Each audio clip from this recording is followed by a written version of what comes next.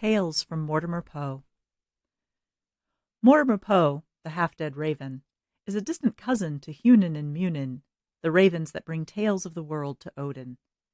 But Mortimer, born outside the window of Edgar Allan Poe, only brings tales of worlds that aren't real to the ears of those who want to explore alternate realms of possibility. Today, Mortimer brings you the tale of Witch's Soup. I was stirring my cauldron as my new client came in the door behind me. I knew I cut an intimidating figure, silent in a full-length robe, standing in front of an open flame in a big black cauldron. I'd built a bakehouse with a huge hearth on my property specifically to provide my clients with this dramatic introduction. The traditional cast-iron cauldron really sets the mood, but I didn't want to burn down my house for the sake of a first impression. I stirred the pot with a long-handled ladle without acknowledging him. Why do they always call it witch's brew? Was it because traditionally women brewed beer? So when beer made men act all funny, they blamed the brew makers instead of their own overindulgence? But we've traditionally been cooks, too, and they never call it witch's soup. I hadn't even looked at the guy yet, but his impatient sigh and the scuffle of his shoes on the stone floor told me he'd come in a suit. Probably a tie, too. I glanced up into the small mirror high on the wall, concealed from my client's view. Yep. Black suit, white shirt, and a plain red tie and a shade so bright it could blind. "Do you take credit cards?" the man asked when he just couldn't wait anymore. This isn't a big box store. Magic, true magic, requires something more than a transaction. You're making an investment, not a purchase. I nodded my head toward a plain plastic chair in the corner. "Sit, and tell me why you've come." He didn't. This one was a standard boardroom bully who thought everyone outside his office was a sycophant, too. I bet women barely registered on this guy's radar unless he wanted to sleep with them. I dialed up the mysterious act. I needed him to eat up my performance. Without turning around, I said, "Sit, Mr. Red Tie." "No, you listen here. It's bold of you," I interrupted, "to come into a witch's kitchen and snap at her like a shop girl. You must want something very badly to risk offending me." I over-exaggerated my stirring. It didn't matter to my soup, but I wanted to emphasize manners to this lout. I said, "Sit." "But magic, true magic, requires you to follow my instructions."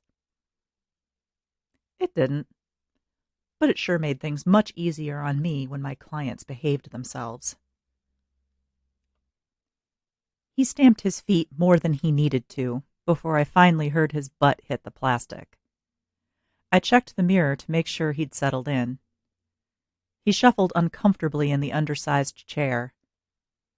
I'd gotten that just for him, from an elementary school, to subtly make him feel like a child. It also wouldn't catch fire. When I judged he was in the right frame of mind, I pulled the ladle from the cauldron, tapped on the edge to get the soup off, and propped it against the wall. Then I turned to face him. I could tell immediately I wasn't what he expected. Despite being in my 50s, I was what my mother used to call well-preserved, with one of those Hollywood faces that could be anywhere between 30 and 60. His eyebrows bunched together. He expected old and wrinkly, or at least plain, but I'm not willing to be old and ugly just for theatrics. "Now tell me," I said after he'd taken a good long look, "why are you here?" I need you to. Where are your manners? Again, you risk offending me. Traditionally, a client comes to a witch as a supplicant, begging her help, not like a CEO snapping orders. He stopped shuffling and looked at me. I am a CEO. And so am I told him. Chief executive of Witch Incorporated, with a service you can't buy anywhere else. So show a little respect. For anyone else, I would have said please, but not this guy. This guy would take it the wrong way. He cocked his head and nodded, an arrogant tilt that started at the nose. All right, he said. I was told you might be able to help me. I made a few deals way back when that might not be strictly legal. There's a grand jury indictment breathing down my neck. I can't go to jail. I sighed. Sounds like you need a lawyer, not a witch. I have a lawyer, he said. More than one. They all say I'm going to lose. Not just the criminal charges, mind you. Even if I stay out of jail, I won't have a pot to piss in after the legal fees, court settlements, and civil lawsuits get done with me. My wife will leave me. I didn't like that he included his wife as the afterthought. I still fail to see what you think I can do for you, Mr. Redtie. Make it all magically go away. That's what you're selling, right? I went perfectly still. That always unnerved people, especially this kind of type A asshole. I let him sit with how childish he sounded. But he didn't start to fidget and get antsy like I expected. Instead, his body stilled too, mirroring mine, and he stared back perfectly calm. Okay, tough guy. I can play this game too. I didn't blink. I'm not a genie. I don't grant wishes. Tell me what you want me to do for you. He leaned forward, putting his elbows on his knees. I don't know. Curse the witnesses so they can't testify. I walked back over to my cauldron. I might do that. But that isn't really going to help you, now is it? He popped up out of his seat. You're right. I can't guarantee that will work, considering how much evidence they have. But there is a statute of limitations. Can you delay the process? Cast a spell so no one can bring a case against me until after the statute of limitations has been exceeded? He came up behind me, uncomfortably close. Oh no. Now he was going to try to put on the charm. I wasn't hideous, so he thought he could seduce his way into getting what he wanted. Great. Just great. I can pay, he whispered next to my ear. A lot. I have an Amex Black card, you know. He put his hand in the small of my back, his fingers kneading through the thick material of the robe like a kitten getting milk from its mama. I managed, barely, to contain my shudder. I did turn around, forcing his hand away from my body. That's an intriguing request. I think I have just the right ingredients to cast a spell that keeps you in a legal-free bubble. It'll cost you, though. And no, I said, putting up a hand between us, mostly so he couldn't get any closer. I could already smell his breath. I don't take American Express. You're going to have to come up with something much better than that. He stepped back and raised his hands, looking like a really fat Fonzie from Happy Days. He said, I can get some cash, or I can get you some stock options if you'd rather have those. Really? Stock options? After he just admitted he dug a hole so deep he needed magic to get himself out of it? Did this guy think I was a complete idiot? Cash, I told him. 100,000. And one more thing. Mr. Redtie got his smug smirk. He thought this was a negotiation. I wanted to slap that smile off his face, but I spoke it off him instead. I also want your potency. He actually did a double take. My what? Your potency. He tipped his head to the side and started leering at me.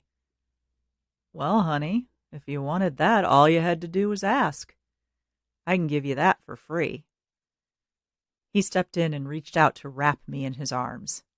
I swirled around, conveniently ending up outside his grip.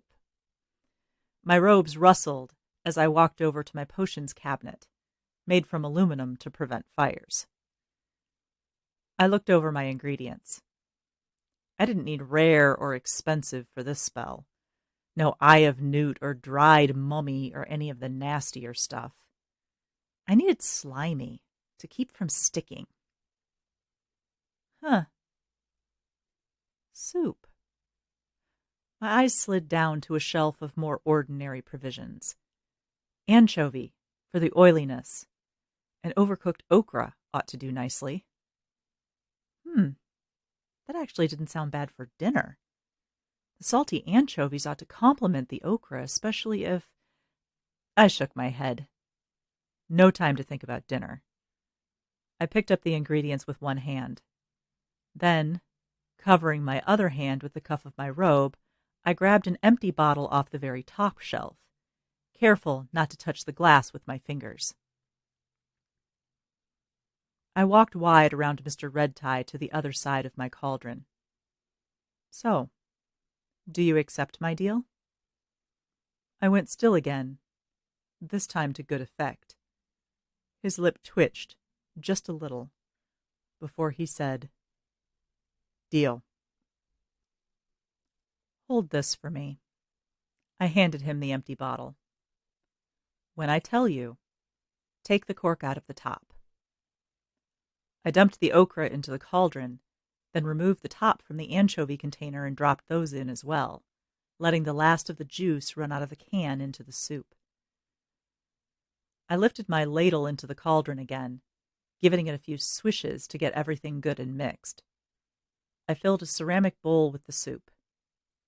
Damn, it did smell good. Brothy and salty enough to make me salivate.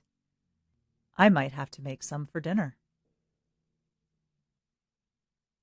Drink, I said, as deeply and mysteriously as possible. He grabbed at the bowl and gulped it down. Hey, that tastes pretty damn good. I thought witch's brew was supposed to be nasty. It's soup, not brew. Most of the nasty potions were medicine in disguise. With every Tiffany, Karen, and Linda trying to sell health supplements these days, I don't do medicinal. I concentrate on magic. True magic. Uncork. What? I slid the bowl from his hand and set it on the floor. You got the magic soup. Now it's time to pay up. Uncork the bottle. I started to slide off my robe. He huffed a satisfied laugh. Knew it. Knew you wanted some of this. You want a donation in the bottle or a more fun way to get it? I watched him frown as he realized I wore jeans and a long-sleeve t-shirt under the robe. What kind of world did this guy live in his head? The porn world? I put my hand on his arm. Stand over there. I moved him until he was standing right next to the cauldron, almost inside the oversized hearth. He popped the top off the glass bottle. Okay. Whatever you do, don't let go of the bottle. Otherwise, our deal is off. I took a couple steps back, robe in hand, then looked down at his feet. Yep. One more second, and his pant leg caught fire. He screamed as he started stamping around, but his expensive suit wicked fire up his leg, catching the edge of his suit coat. Soon he was covered in flame. He hadn't stopped, dropped, or rolled, like he forgot the elementary school mantra. I listened to the pitch of his screams, waiting for just the right moment. When they started conveying real pain instead of just shock, I pushed him to the floor and patted him down with the robe to put out the flames. I grabbed the bottle from his hand and corked it quick, then put it on the shelf. I knelt down next to him as he panted in pain. That was the first part of my payment. I'll expect the cash to arrive after you've been discharged from the hospital. What the fuck, you bitch! The burns will delay any prosecution, at least until the skin grafts take. You might get a year and a half from that alone. The soup will make the rest slide away so long as you behave yourself in the meantime. I didn't mean... I pulled the robe away from him so it wouldn't stick to his skin. Hell, maybe your wife won't leave you now that you can't dick around with the secretaries anymore. Speaking of, you really should be careful whose advice you take on solving your problems. Perhaps women you are sexually harassing aren't the most reliable source. He panted. What? I leaned over close to his ear. I already told them I would magically solve their problem. You. And that you would pay for it. I'm not paying you for this. I'll get you thrown in jail for this. If you say one word other than you accidentally caught your pant leg on fire and I saved your life, I will magically make all the evidence about your quid pro quo arrangements with your secretaries' careers appear for your board of directors. I imagine they would pay me more than 100 thou to make that go away. So are you going to follow directions when I call 911? A tear rolled down his cheek. Yes, call the ambulance. I got out my cell phone and dialed. As soon as I heard the operator, I started shrieking hysterically. I gave the operator my address, and she assured me an ambulance was on its way. Get here quick, I simpered. They're 5 minutes out. Do you want me to stay on the line with you? She asked. No, I need to get some clothes on. Thank you, thank you. I hung up the phone. Mr. Red Tie glared at me. You're not naked. No, I said. But it gives a plausible explanation for why you were here. One that, not coincidentally, your company will pay to cover up, so long as there aren't any other indiscretions. He groaned loudly and tried to grab at my leg. I danced back. Remember, magic, true magic, is an investment. And this will pay dividends for years to come. I paused, looking up at my newly filled bottle of potency. For both of us.